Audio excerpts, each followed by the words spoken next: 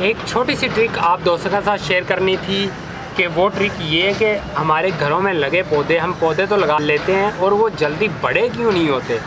उनको बड़ा करने के लिए कौन सा जादुई टोटका हमें करना पड़ेगा ताकि वो पौधे हमारे जल्दी से बूस्ट अप होना शुरू हो जाएं। तो उसके लिए मैं आप सब दोस्तों के सामने हाज़िर हूँ। अगर आपको ये वीडियो अच्छी लगे तो वीडियो को शेयर ज़रूर कीजिएगा और मेरे चैनल को सब्सक्राइब भी ज़रूर कीजिएगा। तो इसी मज़ेदार टॉपिक के साथ वीडियो को शुरू करते हैं। मेरा नाम है Tanveer Ahmed, ST home kitchen gardening से। यहाँ पे मैं आपको बताता चलूँ कि आप मुझे दोस्त कमेंट बॉक्स के अंदर सजेशन दे सकते हैं कि मैं किस तरीके से वीडियो रिकॉर्ड करूँ गार्डनिंग के लिए, ताकि आपको अच्छे तरीके से समझ आ सके और आप अपने घर के अंदर खूबसूरत तरीन पौधे लगा सकें, वेजिटेबल के पौधे और फ्रेश सब्ज़ियाँ अपने घर के अंदर से ही तोड़कर खा सकें। तो फ्रेश सब्ज़ी का जो रेट होना चाहिए ना पाकिस्तान के अंदर, वो सबसे ज़्यादा होना चाहिए, क्योंकि आपको पता है कि फ्रेश सब्ज़ी कहीं से नहीं मिलती। बहुत कम दुकानदार हैं जहाँ से आपको फ्रेश सब्ज़ी देखने को मिलेगी, क्योंकि ज़मीनें दूर और सिटी होती हैं दूर।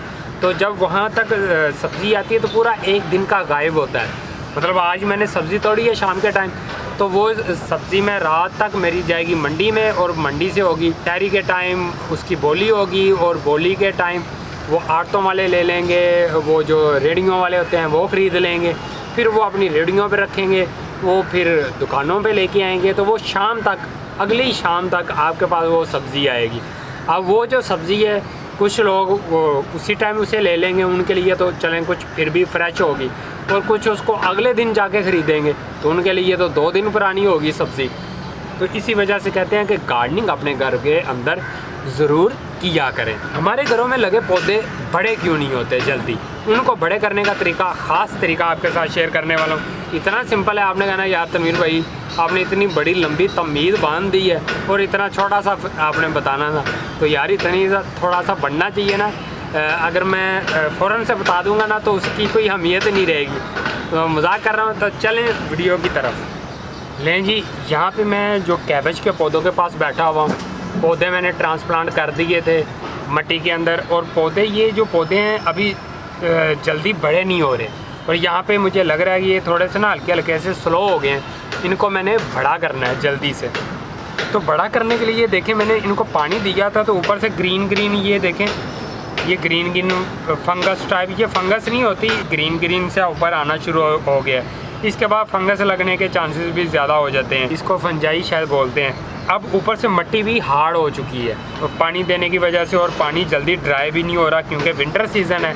तो इसको मैंने मिट्टी को थोड़ा सा जल्दी ड्राई भी करना है और मिट्टी को थोड़ा सा नरम भी करना है, ताकि मेरे पौधे जल्दी से बूस्ट अप होना शुरू हो जाए। ऊपर से ये एक लेयर बन जाती है, जड़ों के अंदर एरेशन नहीं होती, और जड़ों के अंदर जब एरेशन ना हो तो आपके पौधे जल्दी से बड़ा नहीं होते। तो उसके लिए मैं क्या करने वाला हूँ, इसको करूँगा गोडी, और ये है जी हमारी, इसको करेंगे गोडी। साइडों पे गोडी करते हुए आपने वो ख्याल रखना है कि अपने पौधे की जड़ें नहीं काट देनी है। आपने इसको जैसे ही गोडी करते जाए, हाथ से इसको यूँ नरम भी करते जाए मिट्टी को, जैसे ये देखें मैंने कर दी है। लेकिन गोडी करने के बाद एक ख़ास तरीका भी अपनाना होता है, उसको आपने मिस नहीं करना। अभी ख़ास तरीका भी आपके साथ शेयर करता हूँ। देखें जो भी घास वगैरह होगा उसको आपने एहतियात से जड़ों समेत बाहर निकाल देना है, ताकि उसके अंदर जड़ें ना रहें। अगर जड़ें रहेंगी तो वो फिर से उगना शुरू हो जाएगा, और जड़ें रहने से दूसरे पौधे की जड़ों को कम जगह मिलती है फिर। तो वीड जितनी भी हो उसको जड़ों समेत आपने बाहर निकाल देना।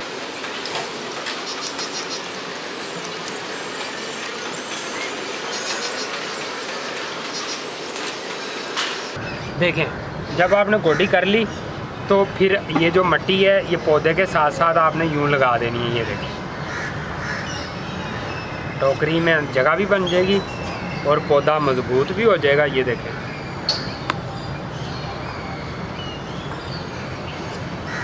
इस तरीके से आपने यूं पौधों के साथ मिट्टी लगा देनी है। ये तरीका लाजमी करना है, आपने इस तरीक़े को मिस नहीं करना।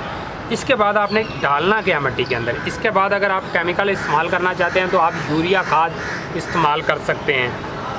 अगर आप मेरी तरह केमिकल इस्तेमाल नहीं करते तो फिर हम इसके अंदर क्या डालने वाले हैं, जादुई सोना डालने वाले हैं, तो वो डालते हैं। ये देखें जी ब्लैक गोल्ड मेरे पास आ चुका है। इस ब्लैक गोल्ड को मैं यूं ये लें जी, ये मैंने सारी मिट्टी के अंदर बखेर दी है। अब इसको ऊपर से मिक्स कर दूंगा ब्लैक गोल्ड को। समझ तो लगी होगी सब दोस्तों को कि ब्लैक गोल्ड है क्या चीज़, लेकिन फिर भी मैं आपको गाइड कर देता हूँ कि मिलेगा कहाँ से आपको। अब देखें जी, ये चंद दिनों के अंदर पौधे जल्दी से बड़ा होना शुरू हो जाएंगे। ये रुके हुए थे इस जगह से, आगे बढ़ने का नाम ही नहीं ले रहे थे। इस बात पे आ जाते हैं, ये जो है ब्लैक गोल्ड आपको मिलेगा, इसको बोलते हैं राख, स्वा, और क्या बोलते हैं, मुख्तलिफ ज़बानों में मुख्तलिफ नेम होंगे इसको। तो आप राख इस्तेमाल कर सकते हैं, तो राख कोलों की, पत्तों की, न्यूज़पेपर, पेपर जला के हासिल कर लें, घास जलाकर हासिल कर लें। मैं इस वजह से सबका नाम ले रहा हूँ। मुझे तब हंसी आती है, बहुत सारे दोस्त जब मैंने राख का बोल दिया ना, तो जितनी भी जलने वाली चीज़ें हैं, प्लास्टिक नहीं, जितनी भी जलने वाली चीज़ें हैं जिससे हम आग जलाते हैं, तो वो उसकी सब की राख आप इस्तेमाल कर सकते हैं। मैं राख अगर कोला बोल देता हूँ, दोस्त पूछते हैं पत्तों की राख इस्तेमाल कर सकते हैं, भाई बिल्कुल कर सकते हैं, बिल्कुल। और ये आपको मिलेगी कहाँ से? बेहतरीन ट्रिक आपको बताऊँ, जो सीख कबाब वाले होते हैं बाहर, जब वो अपनी मार्केट बंद कर रहे होते हैं, तब आप जाकर उनसे ये राख ले सकते हैं। वो फेंक देते हैं, तो वैसे शॉपिंग बैग ले जाएँ, वो जो अंगीठी के अंदर जितनी भी राख होगी वो आपको एक शॉपिंग बैग के अंदर डालकर दे देंगे।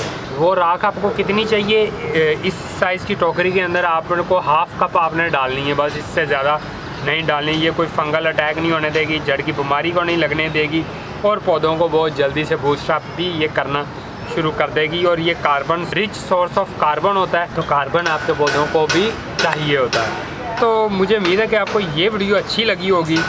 तो मिलते हैं नेक्स्ट वीडियो के साथ, तब तक के लिए अल्लाह हाफिज़, बाय बाय।